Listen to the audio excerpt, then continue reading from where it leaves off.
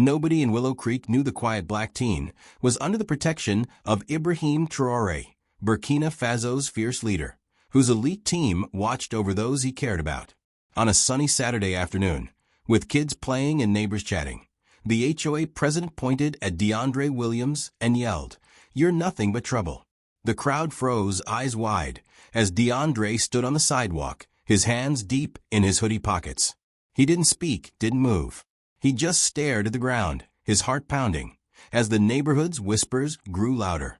The shame hit him hard, heavier than the humid air, and the stares felt like knives. DeAndre had lived in Willow Creek for 2 years, staying with his uncle after his parents died. He was shy, mowed lawns for cash, and drew in a notebook by the park. Most folks didn't know him, but they'd seen him, always polite, always alone. To them, he was just the kid who didn't fit the HOA's perfect picture. That day, the HOA had planned a big community cleanup, with signs and a picnic to show off their values. They wanted Willow Creek to look spotless, and DeAndre, in his worn hoodie, didn't match their plan. The HOA president Cheryl Adams, a tall woman with a clipboard and a cold smile, had been watching DeAndre for months. His uncle's late dues, their messy yard, his quiet walks at night, it all got under her skin. When she saw him near the park, she took her shot. "You're loitering," she said, her voice sharp. "This isn't a place for kids like you." The crowd shifted, some agreeing, others unsure. DeAndre's face stayed still. He gripped his backpack, stuffed with his notebook, and kept his eyes down. A board member, Nathan Powell, a stocky man in a golf shirt, chimed in. "Yeah, kid, you're always sneaking around. What are you hiding?" Whispers spread fast. A phone lit up, recording. DeAndre turned to leave, but Cheryl stepped closer. "Don't walk away," she snapped. "We're not done." Her words stung like a slap. DeAndre nodded once, pulled away, and walked off, his steps steady but quick. The crowd parted, some looking away, others talking low.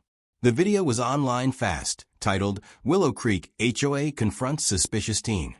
It hit hundreds of views in minutes. DeAndre reached his uncle's house, a small place with cracked paint, and went inside, locking the door. He sat on the floor, back against the wall, his hands shaky. He didn't touch his notebook. He just sat, his chest tight, waiting for something he couldn't name. Back at the park, Cheryl smiled for the cameras, telling volunteers to set up tables for the picnic. Nathan posted another clip, smirking. Most neighbors went along, caught up in the HOA's shiny event. But one didn't. Keisha Brown, a teacher who'd moved to Willow Creek last year, stood at the back, her nephew by her side. She didn't know DeAndre well, but she'd seen him help her nephew with his homework once, no questions asked. His silence now didn't feel like trouble. It felt like hurt. She pulled out her phone, not to record, but to search. "DeAndre Williams, Willow Creek," she typed. What she found stopped her cold. An article from last year, linking DeAndre to Ibrahim Traoré's protection after his parents' work in Burkina Faso. Her breath caught as she looked at the crowd, still clapping for Cheryl's speech about neighborhood safety. Keisha glanced at DeAndre's house, its lights off. She texted an old friend, a diplomat she'd met years ago. "I need your help," she wrote. "It's about a kid named DeAndre Williams. He's in trouble, and I think he's connected to Ibrahim Traoré." She sent it, hoping it wasn't too late. The Willow Creek cleanup event buzzed on, the crowd louder now, laughing as Cheryl stood by the picnic tables, her voice crisp over a megaphone. "We keep our community safe," she said, pausing for cheers. "Not a place for troublemakers." Her eyes flicked toward DeAndre's house, barely visible down the street. The jab was clear, and the crowd loved it, some clapping, others sharing the viral clip on their phones. Nathan, the board member, stood nearby, scrolling through comments on his post, smirking at the likes piling up. "Caught that kid red-handed," one read. "Good job, Willow Creek HOA," another said. The video had hit 1,000 views, and Nathan felt on top of the world.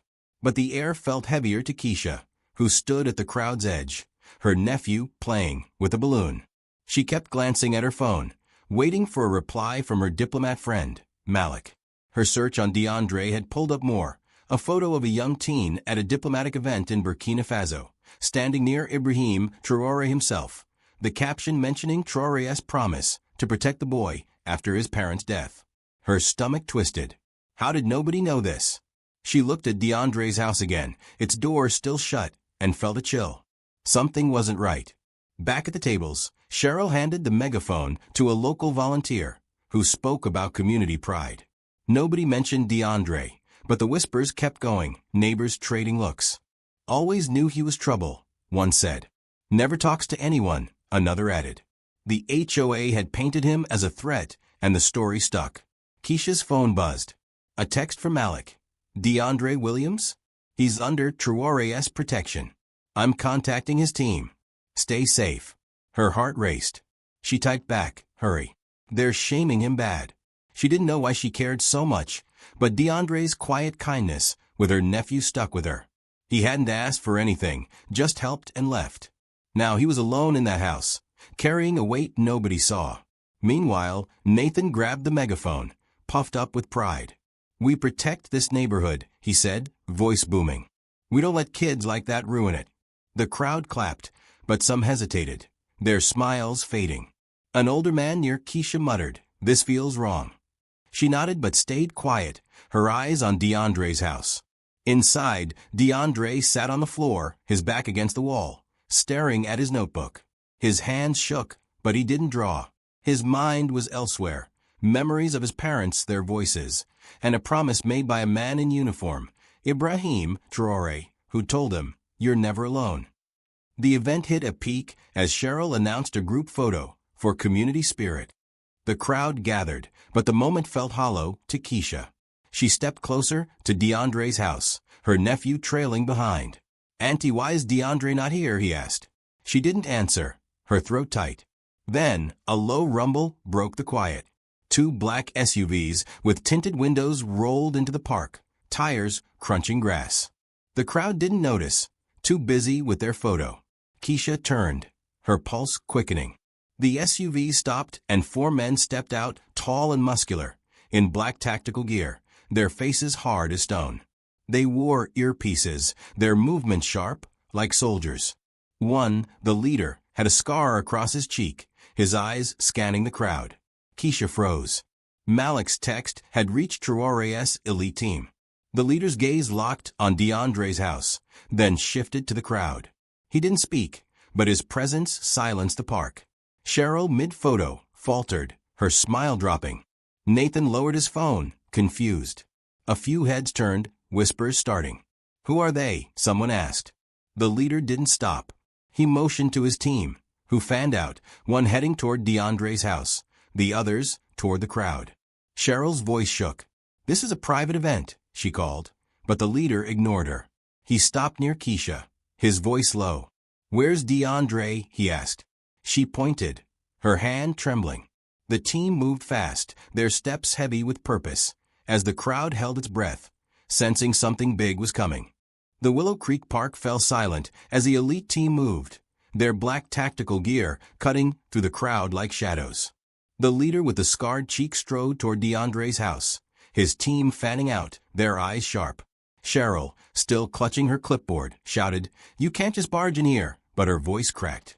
The leader didn't turn, his focus locked on the small house with cracked paint. Nathan, pale, stepped back, muttering, Who are these guys? The crowd pressed closer, phones raised, their whispers a low hum. Keisha held her nephew's hand, her heart pounding as she watched the team approach DeAndre's door. Inside, DeAndre sat against the wall, his notebook unopened, when a soft knock startled him. He froze, his breath shallow, as the door creaked open. A team member, tall and calm, stepped in, his voice low. DeAndre, we're here for you. Ibrahim Traoré sent us. DeAndre's eyes widened, relief and fear mixing on his face. You're real, he whispered. The man nodded. We've been watching. You're safe now. The suspense thickened as the crowd outside waited, sensing a shift. Then came the first twist. A woman pushed through, her face lined with worry. It was Janet Moore, a retiree, who lived next to DeAndre. Wait, she called, her voice trembling. I saw something last night. Cheryl snapped, This isn't your business, Janet, but the leader raised a hand, silencing her. Speak, he said. Janet took a breath. I heard voices outside DeAndre's house. Two men in hoodies were planting something by his window. I thought it was kids, but now, she trailed off, pointing at Nathan. The crowd gasped, heads turning to the board member. Nathan's face went white. I didn't do anything, he yelled, but his voice shook. Keisha's nephew tugged her sleeve. Auntie, are they hurting DeAndre? He asked. She shushed him, her mind racing. Planting something? This wasn't just about shame anymore. The leader turned to Nathan. You know those men? He asked, his tone cold. Nathan stammered. No, I swear, but his eyes darted away. Then came another twist. A young man, Tyrone Jackson, stepped forward, his hands shaking. I saw them too, he said. I work at the hardware store. Two guys bought wire and a timer last week, said it was for Nathan. The crowd erupted, voices overlapping. A timer. What were they planning? Cheryl's clipboard slipped. Her face flushed. That's a lie, she shouted. But Tyrone held up his phone. I've got the receipt, he said. The leader took it, his jaw tight. This looks like a bomb setup, he said. The crowd froze, fear spreading fast. Keisha felt her stomach drop. A bomb? The HOA had gone too far. DeAndre stepped out of the house, the team member beside him, his notebook under his arm. They've been after me, he said softly, his voice steady. Ever since my uncle wouldn't sell our land. The crowd went quiet, the weight of his words sinking in. The leader's eyes narrowed. Your land? He asked. DeAndre nodded. It's near the park. The HOA wants it for a new clubhouse. Then came a third twist. A man in a suit, unnoticed until now, emerged from the crowd. It was Robert Lee, a lawyer who'd moved in recently. I've got proof, he said, holding a folder. The HOA forged documents to claim DeAndre's land. I found them in their office last month. The crowd gasped again, louder now. Cheryl's knees buckled. That's not true, she cried, but Robert opened the folder, showing deeds with fake signatures. Nathan backed away, sweating. I didn't sign that, he said, but the leader's gaze pinned him. You're all involved, the leader said, his voice like steel. He turned to DeAndre. This stops now. The crowd held its breath, waiting for what came next. The suspense building as the truth unraveled in Willow Creek. The Willow Creek Park trembled with tension as the elite team leader's words hung in the air. This stops now. The crowd's murmurs grew into a restless hum, their eyes darting between DeAndre, the leader, and Cheryl, who swayed on her feet, her clipboard now a crumpled mess. Robert held the folder high, the fake deeds glinting in the sunlight, as Nathan backed away, his face slick with sweat. The leader's scarred cheek twitched, his team closing in, their presence a silent threat. Keisha gripped her nephew's hand, her heart racing as she watched DeAndre stand tall, his notebook clutched tight. The suspense was thick, like a storm about to break. Then came the first twist. A young woman pushed through, her voice shaking. It was LaToya Evans, a cashier who lived across the street. I know more, she said, her eyes wide. Last week, I saw Cheryl meeting a guy in a black van near DeAndre's house. They were arguing about finishing the job. The crowd gasped, heads turning to Cheryl. That's nonsense. Cheryl shouted, but her voice broke. The leader stepped closer. Who was he asked. LaToya swallowed hard. I don't know his name, but he had a scar on his neck. He said something about making it look like an accident. The crowd erupted, some yelling. An accident? What did they plan? Keisha's nephew tugged her sleeve. Auntie, are they trying to hurt him? He whispered. She nodded, her throat tight, the horror sinking in. Then came another twist. A man in a worn jacket stumbled forward, his face pale. It was Clarence Hill, a mechanic who'd worked for the HOA. I helped them, he said, his voice low. They paid me to cut DeAndre's water line last month. Said it was to push him out. The crowd went silent, shock rippling through. Cheryl's face turned ashen. Clarence, shut up, she hissed, but he shook his head. I can't live with it, he said. They said if he didn't sell, they'd make it worse. The leader's eyes narrowed.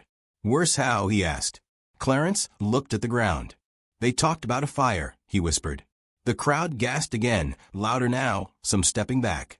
DeAndre's eyes met Keisha's, a flicker of fear in them. The suspense grew, every face tense. Then came a third twist. A loud crack echoed as a hidden figure darted from the trees near DeAndre's house, a glint of metal in his hand. The elite team reacted fast, 2 members tackling him to the ground, pinning him as he struggled. The leader rushed over, pulling a small device from the man's pocket, a remote with a blinking light. "It's a detonator," the leader said, his voice grim. The crowd screamed, some running, others frozen. Cheryl collapsed, sobbing. "I didn't know it was this," but the leader ignored her.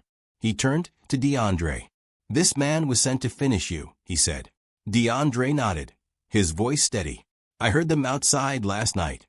I thought it was just threats." The leader handed the detonator to his team, who secured it, their movements precise. The crowd's fear turned to awe, whispers of Ibrahim Traoré spreading. Then came a fourth twist. A voice boomed from the SUV speakers, deep and commanding. "This is Ibrahim Traoré," it said. "My team will protect DeAndre. The HOA's crimes end today." The crowd went still, phones dropping, as the leader saluted toward the vehicles. Keisha felt tears sting her eyes, her nephew clinging to her. "He's a prince," the boy whispered. She didn't answer, the weight of DeAndre's secret hitting her. The leader faced Cheryl. "You bullied the wrong kid," he said. "Now you'll face us." The crowd held its breath, the park a battlefield of secrets and revenge, waiting for the next move. The voice of Ibrahim Traoré faded from the SUV speakers, leaving the Willow Creek Park in Georgia, USA, wrapped in a stunned silence. The elite team leader stood over Cheryl, his scarred face unyielding, as the crowd in this small Atlanta suburb held their breath.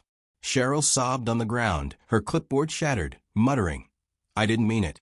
Nathan, trembling, looked ready to run, but 2 team members blocked his path, their eyes cold.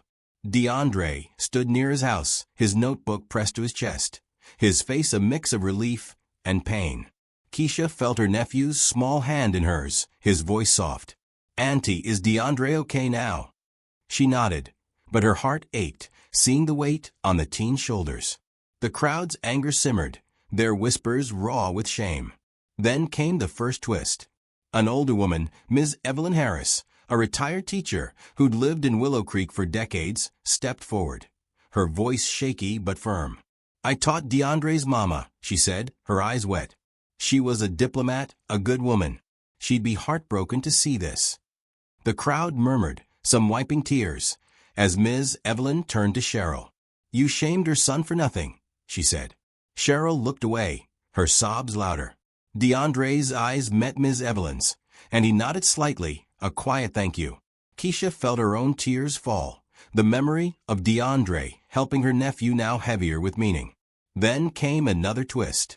A man in overalls, Darius Green, a landscaper who'd worked for the HOA, pushed through. "I found something," he said, holding up a small metal box. "This was buried near DeAndre's yard last month. It's a tracker." The crowd gasped, their fear growing. The leader took the device, his jaw tight. "They were tracking you," he said to DeAndre. DeAndre's voice was low, steady. "I felt watched," he said. "I thought I was imagining it." Keisha's nephew whispered, "They're like bad guys in movies." She hugged him closer, the reality sinking in. Willow Creek wasn't safe for DeAndre. The humanized pain in his eyes made the crowd shift, some looking down, others muttering apologies. Then came a third twist. A woman's voice rang out, sharp and scared. It was Monique Lewis, a single mom who lived nearby. "I heard Nathan on the phone last week," she said, her hands trembling. "He was talking to someone about getting rid of the kid before Traoré's team found out." The crowd turned on Nathan, their anger boiling over. "You planned this," a man shouted. Nathan shook his head, frantic. "I didn't mean it like that," he yelled. "I just wanted him gone." The leader stepped closer, his voice like ice. "Gone how?" he asked. Nathan stammered, I didn't want him dead, just scared." But the crowd didn't believe him, their shouts growing louder. DeAndre spoke, his voice cutting through. "I just wanted to draw in peace," he said, holding up his notebook. "My mama said to keep going, no matter what." The crowd went quiet, some crying softly, the weight of his words hitting hard. Keisha felt her nephew tug her sleeve. He's brave, Auntie, he said. She nodded, her chest tight. The elite team leader turned to the crowd. This boy's been through enough, he said. You let this happen. The crowd's shame deepened, their faces a mix of regret and fear. Then came a fourth twist. One of the team members, holding a radio, spoke up. Sir, we found a gas leak near DeAndre's house, he said. It's been tampered with. The crowd gasped, terror spreading. They tried to kill him, a woman whispered. The leader's eyes darkened. This was no accident, he said. He looked at Cheryl and Nathan. You'll answer for this. DeAndre's gaze stayed on his notebook, his fingers tracing its edge, as if holding onto his mama's memory. The crowd's anger turned inward, their voices soft now, some praying, others vowing to make it right, as the truth of Willow Creek's darkness unraveled. The crowd stood frozen in the Willow Creek Park, the elite team's words about the tampered gas leak echoing in their ears. Cheryl's sobs grew ragged, her hands clawing at the grass, while Nathan's face turned gray, his eyes darting for an escape that wasn't there. The leader's scarred face stayed hard, his team securing the area around DeAndre's house, their movement swift. DeAndre stood by the door, his notebook still in his hands, his gaze distant, like he was seeing his mama smile instead of the chaos. Keisha felt her nephew tremble beside her, his small voice breaking the silence. Auntie, they tried to hurt him bad, didn't they? He asked, his eyes wide. She pulled him close, whispering, He's safe now, baby. But her voice shook, the weight of DeAndre's pain hitting her hard. The crowd's shame hung heavy, some neighbors looking at their feet, others muttering prayers. Then came the first twist. A man in a faded cap stepped forward, his voice rough. It was Henry Carter, a plumber who'd lived nearby for years. I fixed that gas line last month, he said, his hand shaking. Nathan told me to leave it weak, said it was a warning for DeAndre's uncle. The crowd gasped, their anger flaring. You helped them, a woman shouted. Henry shook his head, tears in his eyes. I didn't know it'd go this far, he said. I thought it was just a scare. Nathan shouted, That's a lie, but the leader's glare silenced him. You paid him to rig it, the leader said, his voice cold. Henry nodded, his voice breaking. I'm sorry, DeAndre, he said, looking at the teen. DeAndre didn't reply, but his grip on the notebook tightened, his jaw set. Then came another twist. A teenage girl, Shania Brooks, pushed through, her face pale. I found something in the HOA office, she said, holding up a USB drive. I work there part-time. These are emails between Cheryl and a developer, planning to take DeAndre's land for a mall. The crowd erupted, voices overlapping. A mall? They lied to us. Cheryl's head snapped up. That's not mine, she cried, but Shania shook her head. Your name's all over them, she said. The leader took the drive, his eyes narrowing. This is bigger than we thought, he said. Keisha's nephew whispered, They're stealing his home. She nodded, her heart heavy, seeing DeAndre's quiet strength as he stood there, a boy carrying too much. Then came a third twist. A loud thud came from DeAndre's house, and one of the team members rushed out, holding a small bag of tools.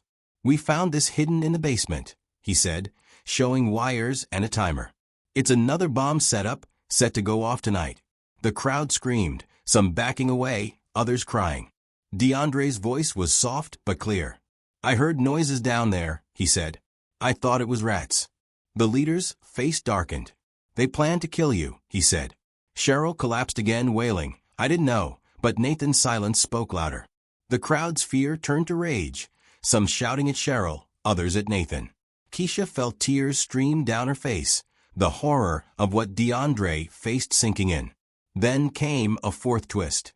DeAndre opened his notebook, pulling out a folded letter, his hand steady. My mama wrote this, he said, his voice raw.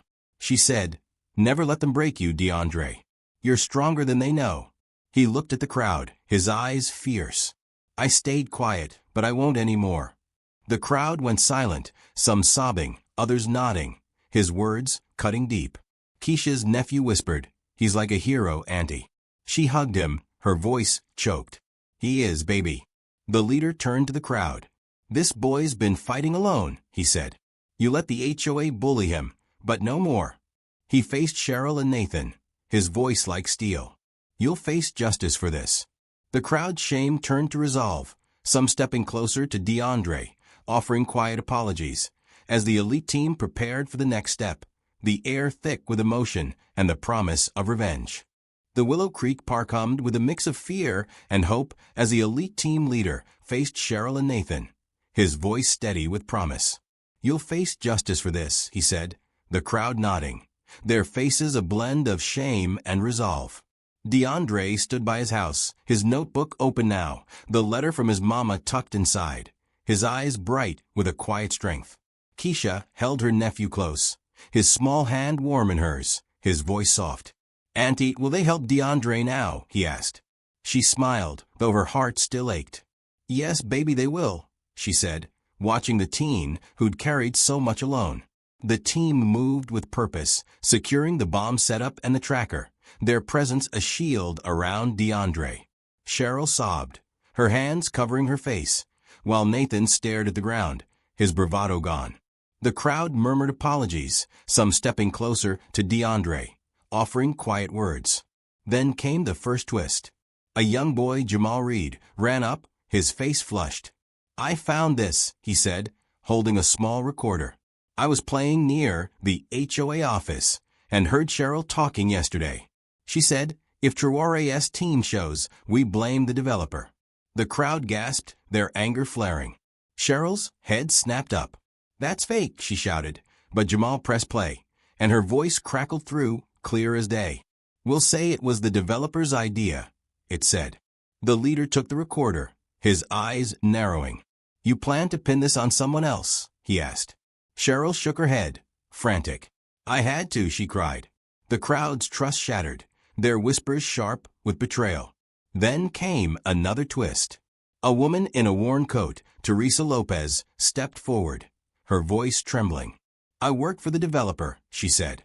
"They paid the HOA to target DeAndre's land, but they also sent someone to watch him. I saw a man with a camera near his house last night." The crowd turned to Cheryl, their shouts growing. "You took money? Who was watching him?" The leader's team moved fast, scanning the area, their radios crackling. DeAndre spoke, his voice low.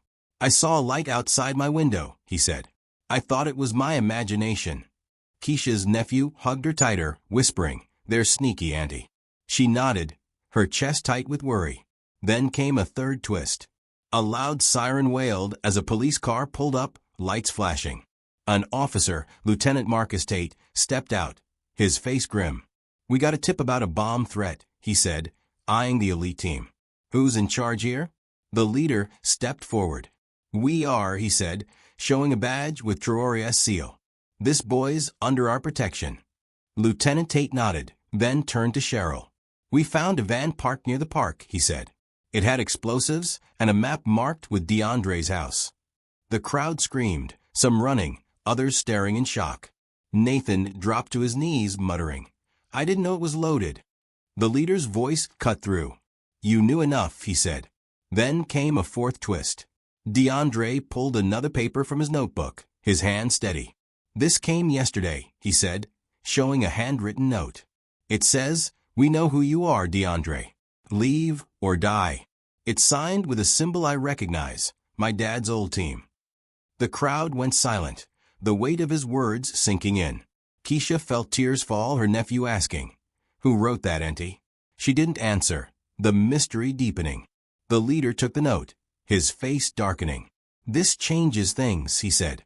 "Someone from his past is involved." He turned to the crowd. "This isn't just the HOA. It's personal."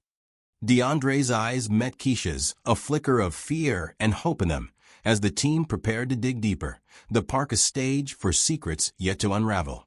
The Willow Creek Park buzzed with tension as the elite team leader held DeAndre's note, the strange symbol catching the light, his face set with determination. The crowd stood close, their eyes on DeAndre, who gripped his notebook, his mama's letter peeking out. Keisha held her nephew tight, his voice soft. "Auntie, will they find who wrote that?" he asked. She nodded, her heart full of hope, watching DeAndre's quiet strength. Cheryl lay on the ground, her sobs fading, while Nathan stared at the police car, his hands cuffed. Lieutenant Tate spoke into his radio, the van with explosives under guard. The leader turned to DeAndre. "This symbol," he said. "It's from your father's security unit. We need to trace it." DeAndre nodded, his voice steady. "He told me to keep it secret," he said. Then came the first twist. A man in a suit stepped from the crowd, his face familiar. It was Omar Jackson, a diplomat who'd visited DeAndre's uncle last year. "I know that symbol," he said, holding a badge. "I worked with DeAndre's dad." This note came from a rogue agent who betrayed them. The crowd gasped, their shock mixing with awe. Cheryl whispered, "A spy," but Omar ignored her. "This agent wanted DeAndre gone to cover old secrets," he said.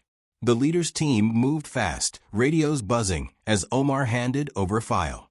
Then came another twist. A loud cheer broke out as two more SUVs rolled in, and a tall man stepped out, his presence commanding. It was Ibrahim Traoré himself, his dark suit sharp, his eyes fierce. The crowd froze, phones dropping, as he walked to DeAndre. "You're my brother's son," he said, his voice warm. "I promise to protect you." DeAndre's eyes filled with tears, his voice breaking. "Uncle Ibrahim," he said. Traoré hugged him, the crowd clapping softly, their hearts swelling. Keisha's nephew whispered, "He's family." She smiled, her chest tight with joy. Then came a third twist. Lieutenant Tate returned, his face grim. "We found a rogue agent," he said. "He was in the van, armed. He confessed. The HOA paid him to target DeAndre, but he added the bomb to settle a personal score." The crowd erupted, some shouting at Cheryl, others at Nathan. Traoré's voice cut through. "They used my nephew as a pawn," he said. "This ends now." He turned to the leader. "Arrest them all." The team moved, cuffing Cheryl and Nathan, as the agent was dragged out, cursing. Then came a fourth twist. DeAndre opened his notebook, pulling out a sketch of a park with a new sign. "I drew this," he said, showing it to Traoré. "For my mama, a safe place for kids." Traoré smiled, turning to the crowd. "We'll build it," he said. "This land is DeAndre's legacy." The crowd cheered, some crying, as volunteers stepped up, offering to help. Keisha's nephew ran to DeAndre, hugging him. "You're my friend now," he said. DeAndre laughed a real laugh and hugged back. The police took Cheryl, Nathan, and the agent away, their voices fading. Days later, the park transformed, new swings, a sign reading Mama's Haven, built by neighbors who'd once ignored DeAndre. He sat under a tree, sketching, Traoré beside him, laughing about old stories. The HOA dissolved, replaced by a new board with Keisha and Omar, focused on fairness. The moral was clear. Kindness can rise from cruelty, and family, blood or chosen, always fights back. DeAndre didn't need their cheers anymore. He had his peace, his park, and a promise kept to his mama. The neighborhood never forgot. A quiet teen turned hero, protected by love and strength.